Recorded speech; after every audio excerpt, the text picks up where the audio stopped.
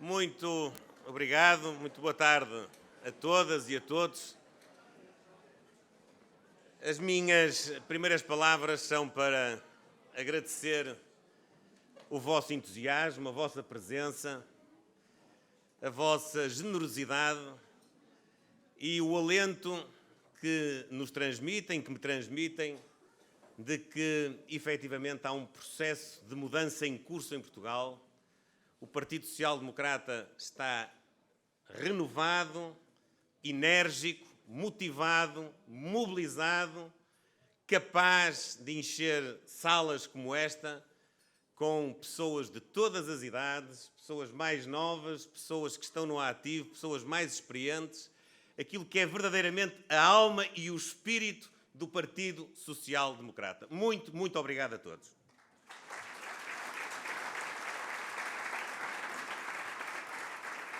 Quero cumprimentar os nossos presidentes de Câmara Municipal aqui presentes, o Rogério Silva, que é simultaneamente também o novo presidente da Comissão Política Distrital, a Fermelinda Carvalho, o Luís Vitorino, o Francisco Miranda e o João Crespo. Nós, no Distrito de Porto Alegre, temos uma representação autárquica de excelência, temos presidentes de Câmara Municipal que são referência na região e no país, e agora vamos ter de transformar essa representação autárquica também na representação parlamentar. Este é um desafio que todos temos de prosseguir. Um partido que tem 6 presidentes de Câmara desta qualidade não pode ter um círculo eleitoral sem deputados do PSD. Isso é uma contradição. E eu quero, cumprimentando todos aqueles que aqui foram simbolicamente empossados, exprimir também a minha gratidão a todos os que cessaram funções, dentre eles um abraço especial ao meu bom amigo, estimado companheiro e colega das bancadas da Assembleia da República, Cristóvão Crespo. Cumprimentar a Juventude Social Democrata, o seu presidente aqui da Distrital de Porto Alegre, o João Pedro Luís, e dizer-vos o seguinte: eu não venho à procura de medalhas, mas a verdade é que tenho autoridade de vos dizer que não me lembro de Porto Alegre só quando estou em Porto Alegre, nem faço política a pensar nos sítios onde há mais pessoas, onde há potencialmente mais votos.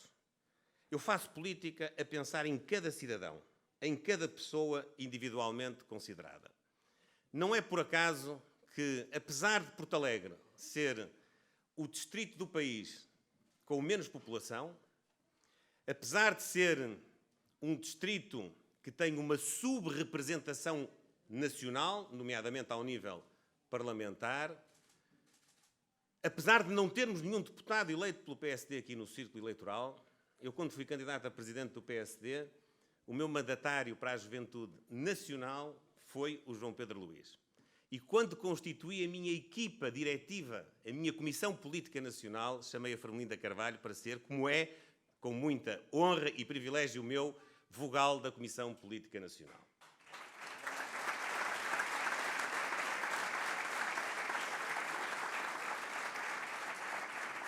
Se o critério fosse o dos votos, eu não faria estas escolhas. Estas escolhas são feitas com base no valor intrínseco de cada um. E também são feitas na minha convicção de que o país só é verdadeiramente um país desenvolvido, justo e equilibrado se todos tiverem as mesmas oportunidades, independentemente do sítio onde nascem, onde vivem ou onde trabalham.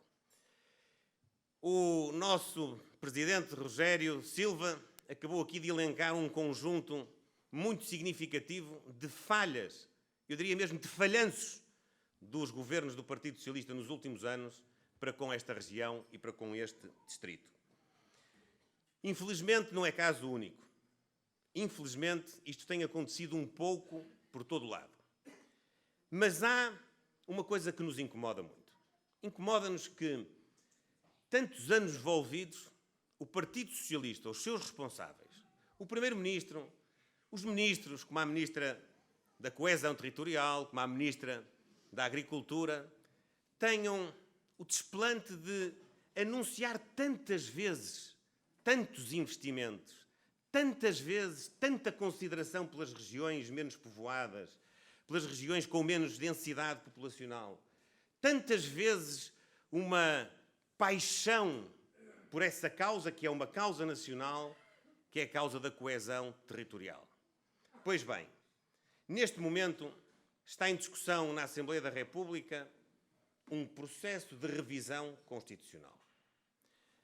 O PSD não fala apenas, o PSD concretiza. Como o Rogério aqui disse, nós temos a responsabilidade de escrutinar o Governo, de fiscalizar o Governo, mas também temos a responsabilidade de apresentar alternativas, de apresentar ideias, de concretizar aquilo que dizemos nas nossas intervenções e nos nossos discursos com as nossas propostas. A nossa proposta de revisão constitucional tem como primeira prioridade, precisamente, a coesão territorial. E a criação de um órgão nacional, junto da Assembleia da República, a que nós designamos o Conselho da Coesão Territorial e Geracional, que tem uma representação na nossa concepção paritária de todos os distritos. Ou seja, nós ainda não definimos, a lei definirá, se for aprovada esta nossa proposta, a composição desse Conselho da Coesão Territorial. Mas já sabemos que, se houver um representante de Lisboa, há um representante de Porto Alegre. Se houver 2 de Lisboa, há 2 de Porto Alegre. Se houver 3 de Lisboa, há 3 de Porto Alegre e assim sucessivamente. Nós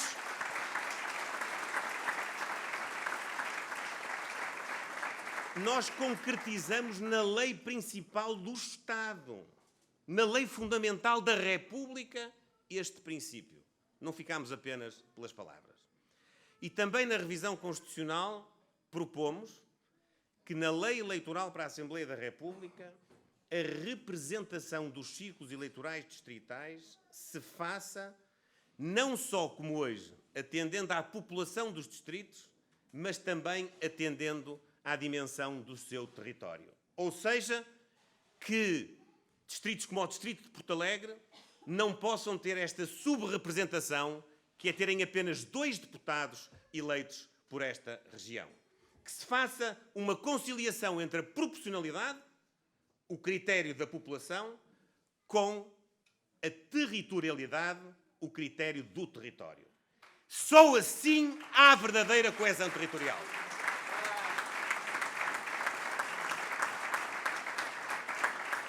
E a pergunta que se impõe é dizer diretamente ao Dr. António Costa, à Ministra da Coesão, à Ministra da Agricultura, àqueles ministros que se passeiam pelo interior a defender o princípio da coesão territorial, como é que vai votar o Partido Socialista estas 2 propostas?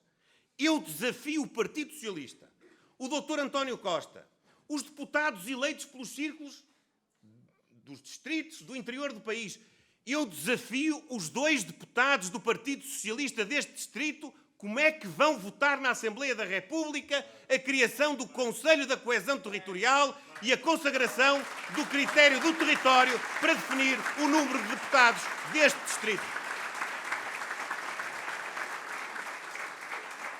E não hesitem, não tenham vergonha de lhes perguntar todos os dias. Perguntem aos autarcas do Partido Socialista. Perguntem aos deputados do Partido Socialista, perguntem aos governantes do Partido Socialista se afinal é só conversa, desculpem-me a expressão mais popular, se é só paleio ou se têm a coragem de mudar na lei fundamental da República aquilo que pode efetivamente ser o motor da coesão territorial do nosso país. Nós não nos podemos eximir à responsabilidade de exigir do Partido Socialista uma resposta objetiva a esta questão. Concordam ou não concordam? Porque se eles não concordarem, então quer dizer que estas vindas ao território é só conversa fiada. É aquilo que aqui foi descrito ainda agora. É na agricultura, é na justiça, é nas acessibilidades, é na habitação, é na saúde, é na educação. Quantos anúncios já foram feitos de investimentos ao longo dos últimos anos nesta região e neste distrito? E quantos foram concretizados?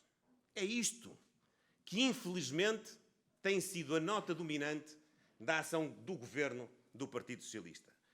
Muita conversa, muitos protocolos, muitos PowerPoints e muito pouca obra no terreno. Nem as ajudas das intempéries chegaram ainda.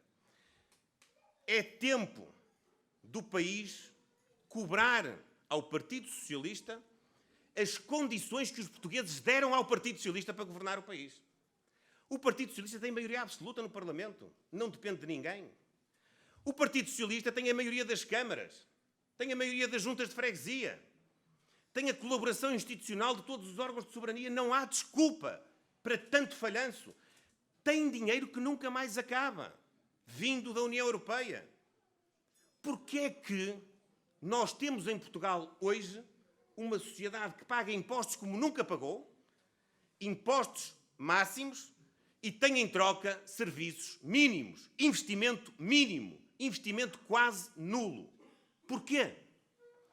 Porque as decisões em política têm consequências.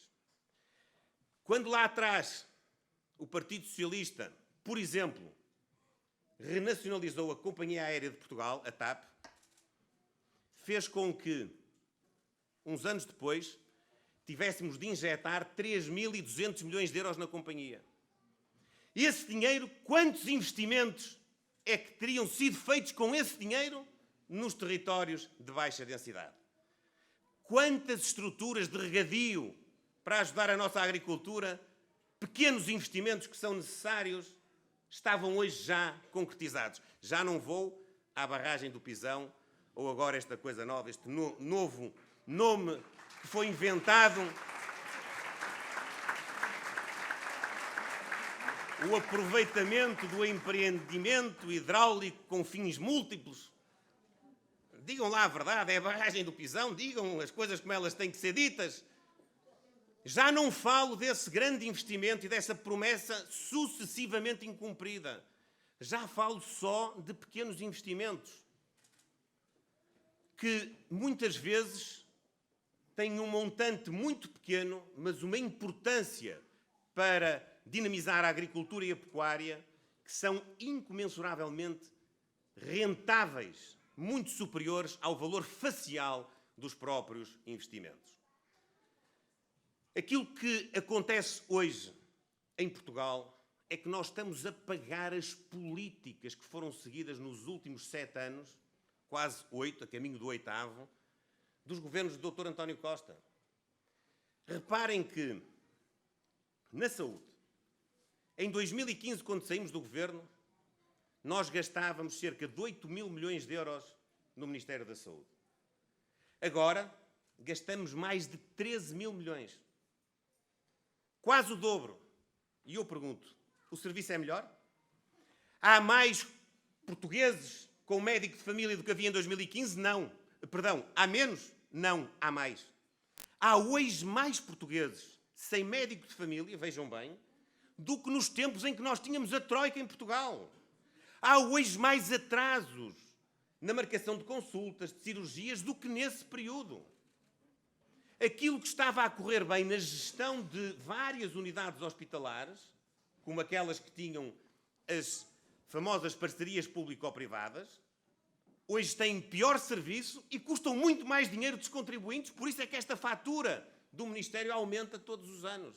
Mais dinheiro para cima do sistema e menos qualidade e menos retorno de serviço. Porquê? Porque as políticas pagam-se. Os erros de política pagam-se caros. Esta semana vem a Ministra da Saúde dizer que tem muito apreço pelo setor social e pelo setor privado da saúde. Ela, que quando foi Ministra, mais não fez do que asfixiar esses dois setores, pelo menos na política. Porque na rentabilidade foi precisamente o contrário. Ela aí, eu tenho que conceder, tem alguma razão. Nunca as As empresas privadas de saúde ganharam tanto dinheiro em Portugal como agora. Nunca. Porquê? Porque como o serviço público do Estado está cada vez pior, as pessoas vão à procura de uma resposta no sistema privado. Mas estas lágrimas de crocodilo da ex-ministra da Saúde não resolvem problema nenhum às pessoas. São uma confissão de que ela estava errada. São uma confissão de que a sua ideologia esteve à frente do interesse real das pessoas, das famílias, daqueles que necessitam de cuidados. E é isso que nós temos de inverter em Portugal. Portugal está num ciclo de empobrecimento. Nós hoje temos cada vez mais pessoas a ganhar o salário mínimo nacional. Nós hoje temos cada vez o salário mínimo mais perto do salário médio. Nós hoje temos em Portugal 1.900.000 portugueses que têm um rendimento inferior a 554 euros. Vivem no limiar da pobreza. Se não fossem as prestações do Estado, esse número era de 4.400.000 portugueses. Nós hoje temos alunos nas escolas que não têm professor a algumas disciplinas. Nós hoje temos alunos que ainda não recuperaram as aprendizagens que perderam no Covid. Nós hoje temos professores desmotivados na rua. Nós hoje temos menos exigência e menos qualidade nas escolas. Nós hoje temos menos oferta de habitação para jovens casais e temos menos oferta de habitação para alojamento estudantil. Para aqueles que deram o seu esforço para ir para uma universidade e hoje não vão porque não têm dinheiro para pagar as altíssimas rendas que se pagam junto das instituições de ensino superior. Isto é um país pobre, a caminho da cauda da Europa. Isto é um país que está a ser ultrapassado por todos os países de leste. E por isso, o que é que nos compete a nós, Partido Social Democrata? Escrutinar, fiscalizar, mas também apresentarmos alternativas. Sermos a alternativa. Nós, PSD, vamos virar a página do empobrecimento de Portugal. Portugal tem de virar a página do empobrecimento. Mas para virar a página do empobrecimento é preciso mudar de governo. E nós estamos aqui para dar aos portugueses o governo que os portugueses merecem.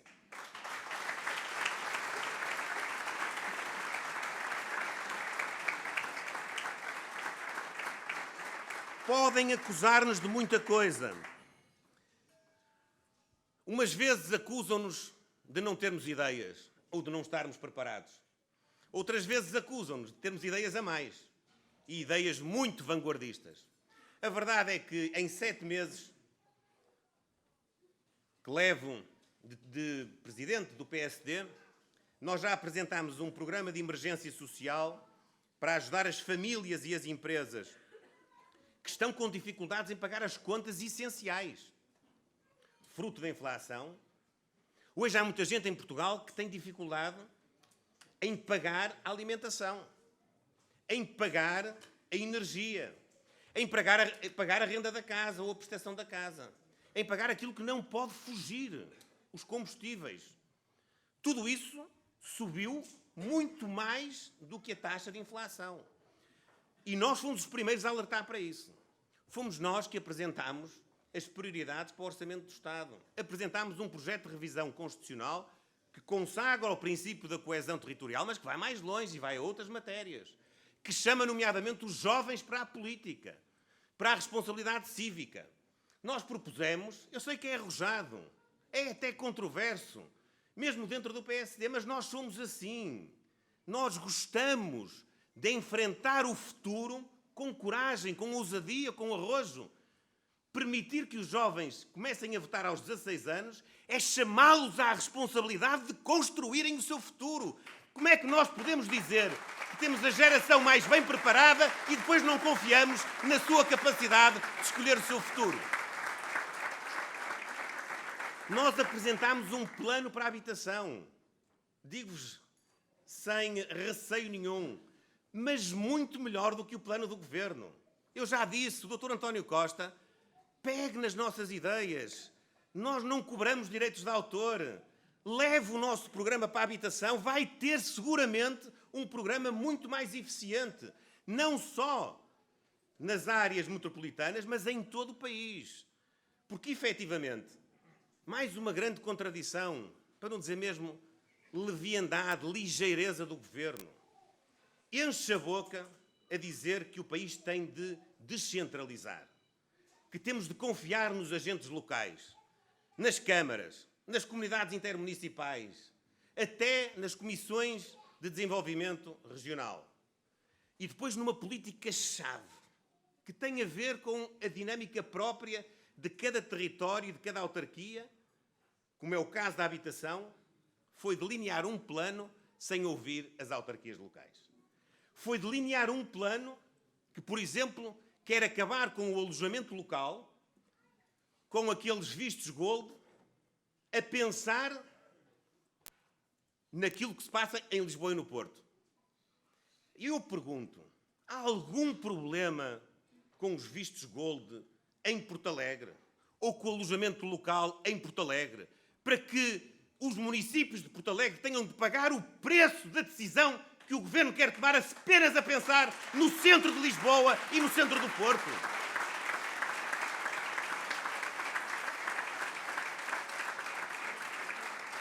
Nós precisamos de chamar pessoas para este território e de as fixar aqui. Nós temos a responsabilidade de dar oportunidades àqueles que são de cá para estarem junto das suas famílias, para estarem juntos dos seus amigos, do seu ambiente social, mas nós sabemos que isso já não chega. Distritos como o de Porto Alegre já perderam população em número que torna este território economicamente muito difícil do ponto de vista da sua viabilidade em termos de criação de riqueza. É preciso chamar gente, fixar os que cá estão e chamar outros para cá. Mas para isso é preciso ter políticas amigas do investimento. Não é coartando a capacidade de outros virem aqui investir, de virem ajudar a dinamizar as atividades económicas desta região, que se vai chamar gente e que se vai dar uma oportunidade de emprego aos filhos desta terra para eles não terem de sair daqui em busca precisamente da oportunidade que estão a perseguir. É preciso que o Dr. António Costa acorde para o mundo, acorde para a realidade, tenha o tal choque de realidade. As políticas deste Partido Socialista, as políticas, ou muitas vezes a falta dela, estão a contribuir para um país mais desequilibrado, mais injusto e, por via disso, naturalmente mais pobre. Por isso eu repito, temos de virar a página do empobrecimento. Temos de dar a Portugal uma nova esperança. Temos de concretizar a nossa alternativa. E eu termino dizendo-vos, neste dia em que, por um lado, empossamos os novos órgãos distritais, a quem desejo toda a felicidade, o bom trabalho, em prol dos nossos objetivos, neste dia em que também cumprimos a tarefa de realizarmos, como estamos a realizar por todo o país, ações, uma jornada que se chama Construir a Alternativa, neste dia quero-vos dizer, contem connosco. Contem com a nossa capacidade, o nosso entusiasmo, a nossa coragem, a nossa tenacidade, mas também o respeito pelas regras da democracia. Nós não temos pressa de ir para o governo, apesar do país ter pressa de mudar de governo. Nós respeitamos as regras da democracia. Mas quero que saibam, nós estamos preparados para governar Portugal.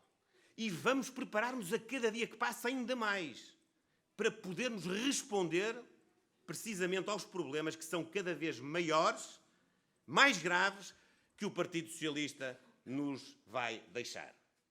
Aqui há pouco o Rogério dizia que nos últimos 28 anos o Partido Socialista governou 21. São 3 séries de 7. A primeira foi com António Guterres e o país acabou num pântano. A segunda foi com José Sócrates e o país acabou na bancarrota. A terceira é com António Costa e o país está na cauda da Europa, está numa rota de empobrecimento. Nós, na próxima vez que pegarmos no governo, não vai ser só para arrumar a casa.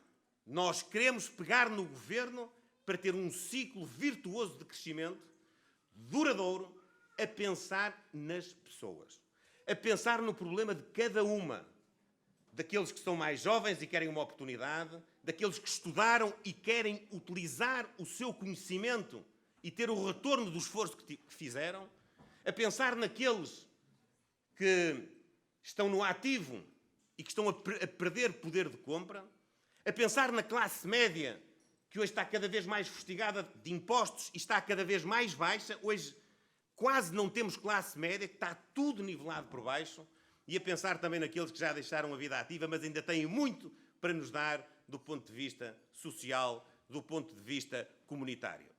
Nós estamos preparados para isso, nós estamos mobilizados, nós temos uma força que está aqui expressa nesta sala, que se tem multiplicado em todos os distritos.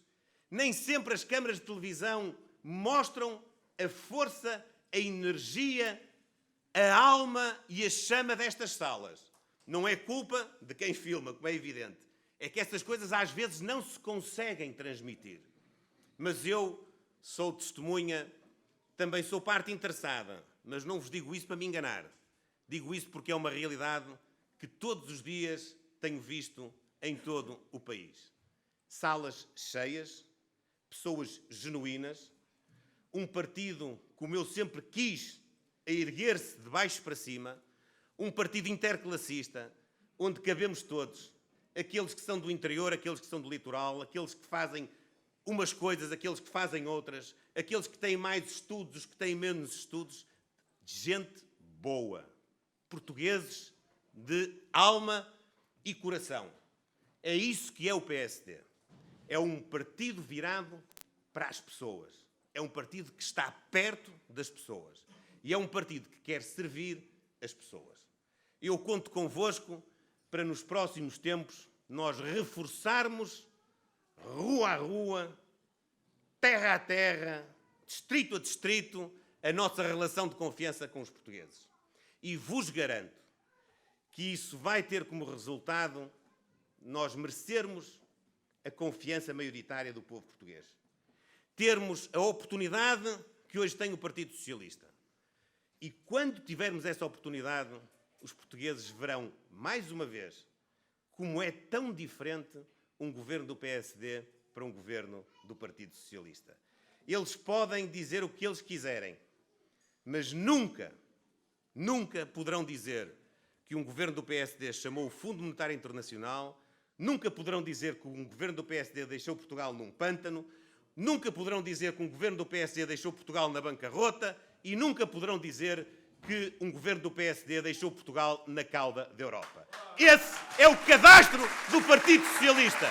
O nosso currículo é o currículo do crescimento, é o currículo das pessoas. Viva o Distrito de Porto Alegre, viva o nosso PSD, viva Portugal e viva o vosso entusiasmo. Vamos, a partir daqui, ganhar uma maioria absoluta em Portugal. Muito obrigado. PSD.